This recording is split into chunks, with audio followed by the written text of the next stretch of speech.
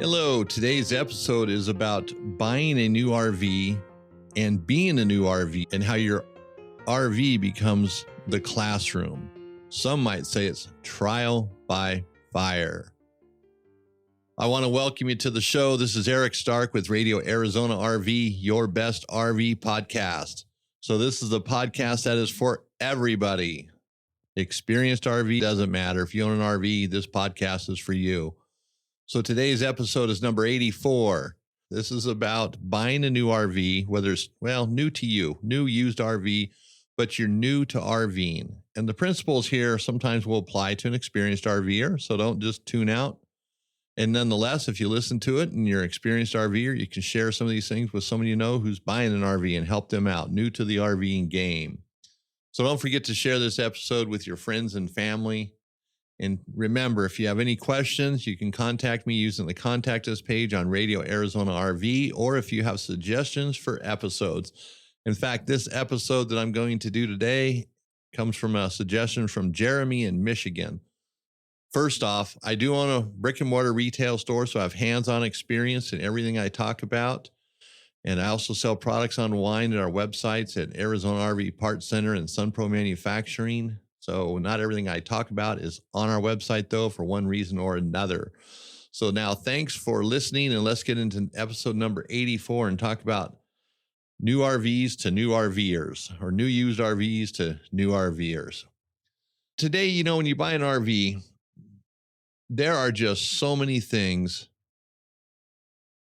that come into play with an RV. And it's sometimes you just got to find out the hard way. I mean, that's really what happens with when someone new to RVing, they get an RV, and whether it's new or used, sometimes you just got to experience to really understand how things work. But, that shouldn't be the standard. And so this part of this episode is to help alleviate some of that pain. The one thing to remember is when you bought a travel trailer or a motorhome, you just bought a house on wheels. So it has all the systems or similar systems on wheels now that you find in your house. Except one difference is, they're self-contained to a degree, but what isn't attached to them is the propane system. Your house probably has natural gas, maybe propane. And if it doesn't have either, it has electric.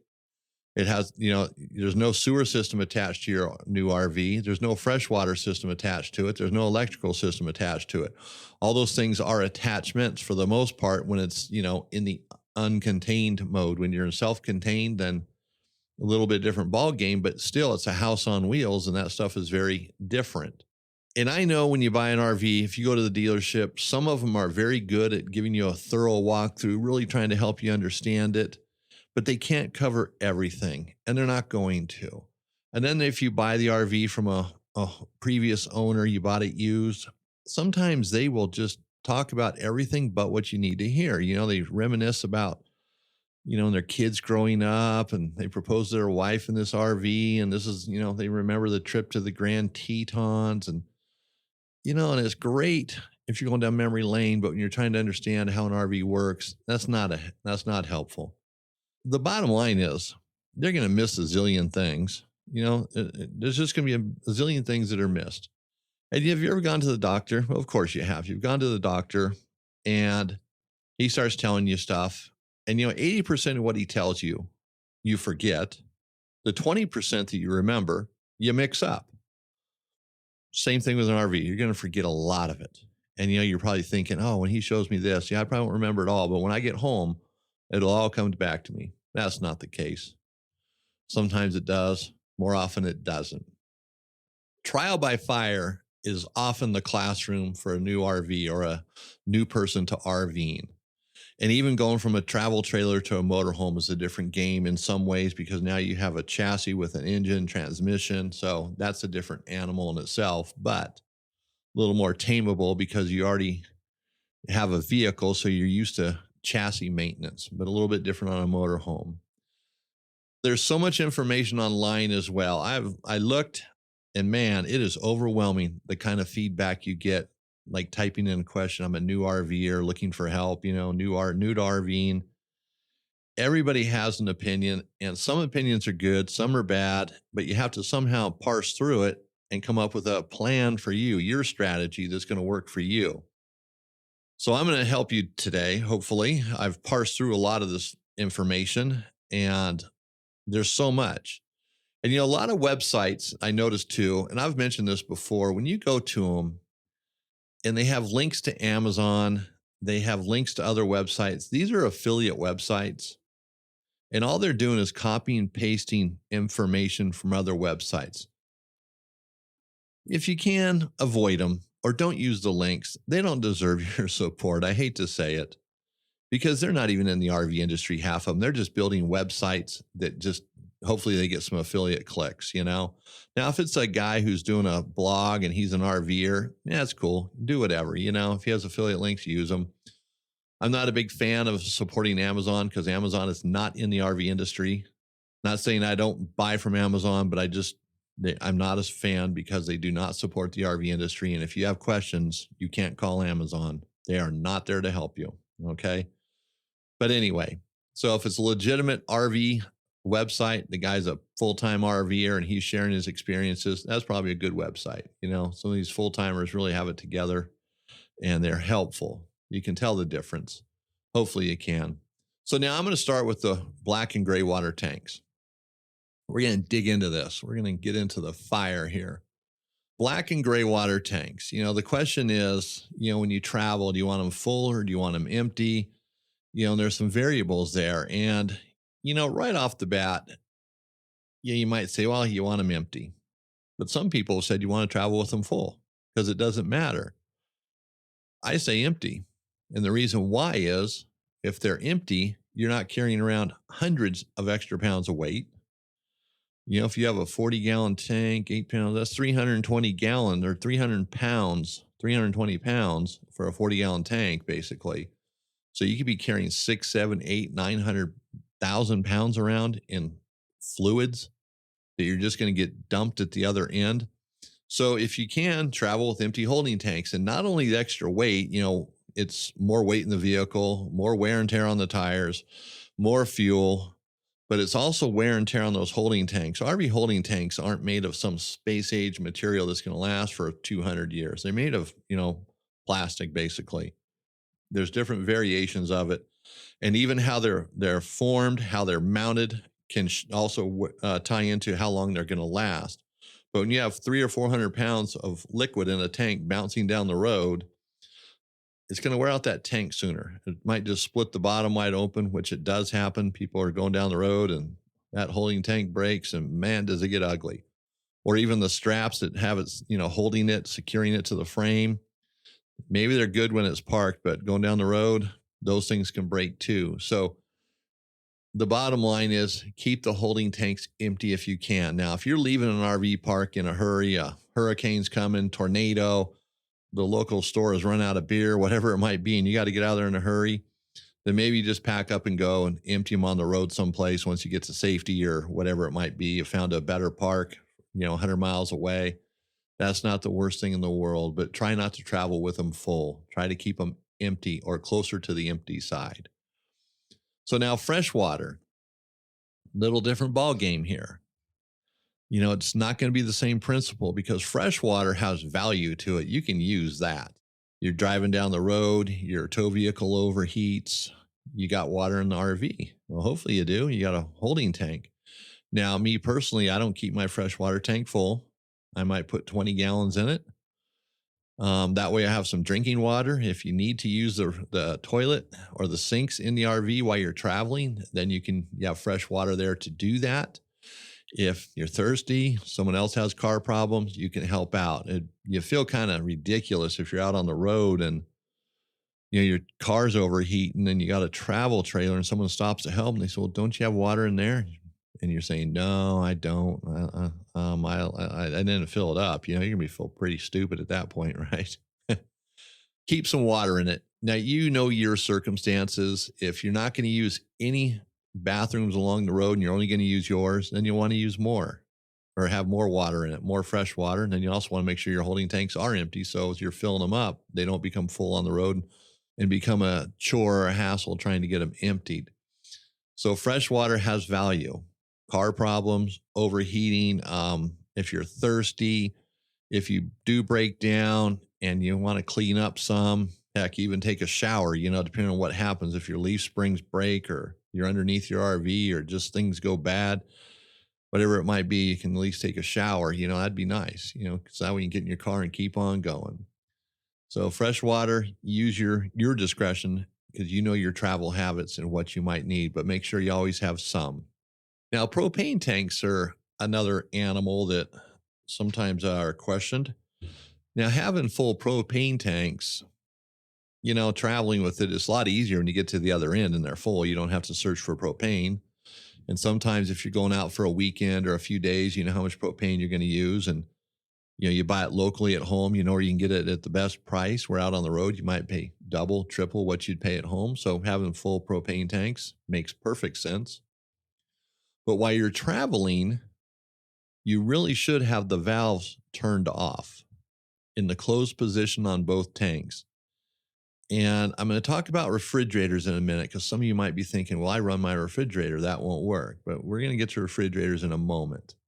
Really, the valves should be off. And there's reasons why. If you leave the valves open, well, first, if you leave them closed, then there's technically no propane in the lines. It's gone. There might be a little bit residual, but it's basically gone between, there's not enough there to do any damage if there was. And so it makes it much safer. And the reason why I say that is, propane lines, you might have a steel line going from the supply line from your regulator throughout the RV. Then off of there, you'll have rubber pigtails or sometimes copper pigtails. Well, those things can break, they can burst. Things happen when you're going down the road. Something on the road could, fling up and hit a propane line. And, let's say it puts a hole in it. You might not even realize there's a hole in it and propane's just leaking out. Then all it takes is something to ignite it, which if, let's say you left your water heater on and all of a sudden it ignites and you got a bunch of propane, spraying out a propane line. Next thing you know, you're pulling a fireball down the road. And, those things don't happen that often, but when a propane fire starts out on the highway, it's over, man. Your RV is toast. Don't even try to get out what you want out of it. It's toast. It's just going to burn up.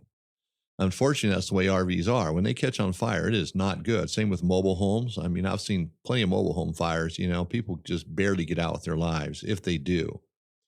And out on the highway, it's the same thing. Trying to get your tow vehicle unhooked from a trailer on fire, man, you got to move quick. You got to really have that one thought out because it goes fast and you don't, if you can save your tow vehicle, that's awesome. You might lose everything else, but at least you can save that. So propane is dangerous. And sometimes we forget that because we're around it so often. So the other thing too is if you get a blowout and there's a propane line near that tire, because remember when a tire blows out, tread goes everywhere. You have a $200 tire that causes $2,000 worth of damage in some cases. Tears off the fenders, tears up the plumbing, the underneath. So it can also tear open a propane line. So safety first with propane, definitely. Because when it goes, it goes. And now the other thing too with propane is like if you're going through a tunnel, and I know there's no one there watching you, but if you're going through a tunnel, you're actually supposed to have your propane off. So that way, if there was a leak, those fumes couldn't build up in a tunnel, especially if your vehicle were to die in the tunnel. All of a sudden you have propane filling up a tunnel. That can get pretty ugly. I mean, typically there's no cops standing at the entrance of a tunnel checking for propane leaks, right? No sensors, nothing like that. So all in all, if you had a propane leak, you'd probably go through the tunnel and never even think anything of it. But nonetheless, we do want to be careful. Now, propane tanks, just fill them up, but make sure the valves are turned off. You really don't need to have your water heater, your furnace, or anything else running while you're going down the road. You don't need to worry about that kind of stuff. And, if you're traveling in colder weather, when you pull over, you can turn your furnace on and do what you need to do. Same with your water heater. It doesn't take a water heater that long on propane to heat up the water. So if you're actually pulled over and you're in a hurry to do it, it's going to take an extra 15 minutes, big deal. And it's better to be safe than sorry. And it's not just your lives, it's other people around you as well. So I'm not going to dwell on it. Just keep the valves off on your propane tank and make sure they're secured properly. Now, refrigerators are another thing that a subject that comes up. Do you leave them off for travel? Do you leave them on? What do you do? And there is a zillion different things online on what to do with refrigerators. It's very interesting. And, some might just say it boils right down to you, what you want to do, what you're comfortable with. But we do have to think about ourselves, our family, and other people around us and the potential for danger or disaster. Probably disaster is more of a better way to describe it. So leaving a refrigerator off while you're traveling is probably just the safest thing to do. It's done. It's over with. Now, if you have propane, or 12 volts on your refrigerator, then you could run it on 12 volts. Now, 12 volts doesn't work as good as gas or 110 volts, but hey, it's better than nothing. So you could do that if it's an option, but not too many people get 12 volt refrigerators anymore. In fact, the current trend is getting rid of RV refrigerators and putting in residential ones because they're less money and they don't fail as often as RV ones do. And they're, spend $300 on a refrigerator, you get to the other end, it dies. You just go to another store and buy another one and put it in. It doesn't even phase your weekend. Where an RV refrigerator, all of a sudden you got a disaster on your hands and you might not be able to get it fixed or anything happening over a weekend or even a week sometimes. But that's a different story. You can run it on 12 volts, and some people put it on 110 and run their generator. Now, running a generator to keep your refrigerator cool is crazy, if you ask me, because that's using a whole lot of gasoline. You're running a generator, which requires maintenance, and you can be running it for hours when the refrigerator isn't even running that entire time, or cooling that entire time. They're not just constantly cooling because they get to a certain point and they stop cooling. Kind of like a residential refrigerator, just a different way of doing it. Now, what some people do is if they're going to leave their refrigerator off because it doesn't have 12 volts, they don't want to monkey around with the propane, they want to err on the side of caution, they're just going to bring an ice chest when they travel. In fact, that's what I do. I don't worry about buying groceries until we get to where we're going, unless it's someplace where I know we can't get them. And then we might buy the groceries along the way, but we don't ever buy them until we get there. Now, I'll make sure my refrigerator works and I'll get it cooled down, but I will turn it off and leave it off because I don't want to mess with the propane. It'd just be that one time I pull into a gas station and, kaboom, blow up the whole town. That'd be my luck. And I don't want to be responsible for blowing up a whole town, even half a town, even a quarter of a town, Eighth of a town could be interesting, but there'd be some litigation with that as well. So an ice chest sometimes just makes it easier. If you're going to be traveling for 2 days, you just put enough food in there and, you have drinks, whatever. And, an ice chest, having it at the other end is handy too. A lot of people just have an ice chest for their drinks, water, beer, sodas, whatever, the things they're getting all day. So they don't have to go into the RV and open up the refrigerator. Because, when you open up an RV refrigerator, when you open up that door, tons of cold air goes out and it just has to work harder to keep it cool. It's a lot different in an RV than it is in a house. The other option would be, or one of others, to get pack your refrigerator with your food and get it down to as cool as you're comfortable with without, the perishables freezing, things like that. You don't want your apples frozen, but get them as cold as you feel comfortable with. And then when you're traveling, just do not open up that door unless you have to. The refrigerator will stay pretty cool, probably within your 30 to 40 degree range for hours, maybe 6 hours, 8 hours. It's going to depend on, the temperature where you're at. If you open and close the door during the day, if you're in and out of it, it's not going to keep the cool. But if you keep that door closed, it will keep cold and it'll keep your food fresh. And along with that, you can put in a little battery powered fan to circulate the air. And those will help keep it cooler too. And then it's running on its own battery, and those batteries last for like 30 days. So the battery isn't going to die. You don't have to worry about that. So you don't have to keep opening up the door. Is the fan still working? Is the fan still working? And you can also get thermometers that mount inside with a gauge on the outside so you can see what the inside temperature is without opening the door. So there's ways to do that. The only downside to that is if you forget about it and you're traveling too long, you don't have time to stop and maybe you're going 16 hours, 20 hours driving straight through. That could become a little bit of a problem. The food, might start warming up. And like I said, it depends on where you're at as well. So you'd maybe want to have to, pull over, turn the refrigerator on, propane, and drive down the road for a while. And just remember to turn it off before you get gas. And that's before you even pull into the gas station parking lot. But, running it for maybe 2 or 3 hours would get it cooled back down and you're good to go for another 5 to 8 hours, depending on, conditions. So that could be an option if you're up for that. And the other thing too is when you pack your refrigerator full of food and you head out on your trip, and maybe it's just, you know, 6 hours away, and you figure, we'll get there, no problem. Knocking on the refrigerator door, we got an ice chest with food in it. The only other downside to that is if you get to the other end and your refrigerator doesn't turn back on, it quits working, it died for whatever reason. Then you got all that food in there, which sucks, but that happens. Even driving down the road with propane on, sometimes the propane doesn't work that well when you're traveling, and it might not keep everything cold. So there's a lot of variables here. So you have to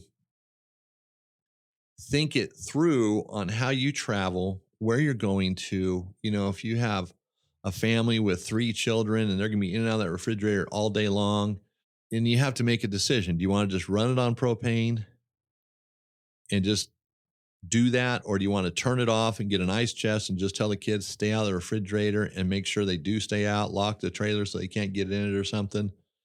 It's variables there. And now running on propane, outside of having problems, if, it's just not working that well while you're driving down the road, if it's windy conditions, it could affect it. The only thing you really have to be careful of, well, tunnels, you can't go through a tunnel. That would be illegal, but, there's no one watching the tunnel, so you probably could. Wouldn't be an issue. The other thing is when you pull into a gas station, an open flame, a spark, if there's some fumes building up and all of a sudden, it hits that flame, or the refrigerator turns on at that moment, there's a spark. It could be the same with the water heater too. Then, you can have an explosion, and you really don't want that. So if you're going to travel using your propane on your refrigerator, just stop someplace before you get to the gas station. When you pull off the interstate, generally there's a place to park. Just turn your refrigerator off. You don't really even have to turn the propane off. Just turn the refrigerator off, get your fuel. Then before you get back on the highway outside of the gas station, turn your refrigerator back on. That's going to be the safest way to do it. And if you really want to make sure that you have food that's staying cold outside of the refrigerator failing, that will work. The bottom line is to just, look at your refrigerator, your situation, what works best for you. Some people go on weekend trips and they drive for 2 hours, and they don't even get gas. They're so close, they don't even have to stop and get gas. And you're leaving your refrigerator on probably would never be an issue. I mean, I wouldn't even think twice about that. But a long haul, you're going to be driving for a day, 2 days, something like that. You just have to think it through. Where can you stop? Can you do this? Is it too much of an inconvenience? Is blowing up a gas station an inconvenience? Yeah, it could be. It could kind of ruin the day, the weekend, the week, the month, maybe even the year. So we want to be careful there. Being new to an RV, I mean, there's so much more I can go on with this. Tires, rotating them, do you rotate them on a trailer, a motor home? I mean, how do you, checking the pressure, wheel bearings. There are so many elements to a new RV that you have to do some research and talk to other RV owners. And yeah, you're going to get a lot of information that way, and you have to kind of parse through it. Now, I'm probably going to do some more episodes on this as I get more information put together. It's an interesting subject because, we just don't think about it. Someone new to RVing, and with COVID-19, there are a billion new RVers on the road, and they need help. These aren't people that should be treated bad because they're new to it. They should be welcomed into this lifestyle, because they're supporting an industry. They're making it better. The more people that RV, the better things become. There's more RV parks, prices become lower, it changes things. So it's not a bad thing, and we don't want to look at it that way. It's a very positive thing. But they're struggling. It's like buying a new house. Even if you've been a homeowner, you buy a new home, there's things that are different about the house. Maybe the heating and air conditioning system is different than what you're used to. So you have to ask questions. You have to do a little research. And, another thing I want to mention too, when you buy a new RV, whether it's you're a new RVer or you're an experienced RVer, the best thing to do is after you get it home from the dealership or the private party is to park that thing in your house, plug it in, turn on the propane, and start working the systems. Pretend you're on a vacation, run it through the systems. So if the air conditioning, turn on the air conditioning. Heat, turn on the heat. Use the fresh water pump. Fill up the fresh water tanks. Even if you have to drain them later, just fill them up. Use as much of it as you can while you're at home, and you'll start getting familiarized with things. So when you're traveling, you're not asking all these, trying to figure it out. Now, using it is going to prompt other questions too, like when you start flushing your toilet. What do I do with all this water when I'm traveling? What do I do with this water now? It's in the black water tank. There's probably, I've been messing around for a day. There's probably 10 gallons in there. So, can I travel with that? Well, I already answered that question, but those are questions that'll start coming up. You start thinking that way. If I'm using the propane, how much am I going to use? And if you're worried about running out, turn on your refrigerator, turn on your furnace and let it sit for a weekend and see how much propane you use. Whether you use a tank, 2 tanks, you can set your thermostat on the furnace to a temperature that you think what you would have to use if you're out camping nearby or in an area that you're familiar going to, and set it accordingly. And then you can do some tests to see how things go rather than just, jumping in the RV, filling the propane tanks, and you're into it 2 nights and you run out of propane because you didn't realize you can't leave the furnace set at 85 degrees. Yeah, run your RV through the various systems, try them out while you're at home. And then you also find problems that way too. All of a sudden your fresh water pump doesn't work, or maybe the city water doesn't work. Turn off your fresh water pump, hook it up to the hose at your house, put on the water pressure regulator, start working through it all. I mean, I talked to so many people we bought an RV yesterday and we're going to Yellowstone today. We've left, we're on our way. And they don't have a clue. And it's scary, not that they're going to hurt anybody, not in that sense. I mean, they could, but, it's just they really don't know. Then they get to Yellowstone and they're like, what do we do? And there's no one there to help them. So that's the other thing, too. When someone buys an RV, be willing to help them if you know your family, friend, whatever it might be. So I'm probably going to add some more to this, to the Trial by Fire series, as I guess we'll call it, the classroom where you have to learn it the hard way. And, look online, you'll find a lot of information, but you have to really parse through it and see what will work for you. Everybody has their own little thing, their way of doing things. So find what works for you and what makes sense and what's safe, not only for yourself, but for your family and for others that are around you as well. So I want to thank everybody for listening today. This is Eric Stark with Radio Arizona RV, and please check out the website, radioarizonarv.com, where it has links to our other websites, and sometimes there's a little bit more in the episode on the website than what you're hearing, through iTunes, Spotify, Google, whatever it might be. So again, thank you for listening. Eric Stark with Radio Arizona RV.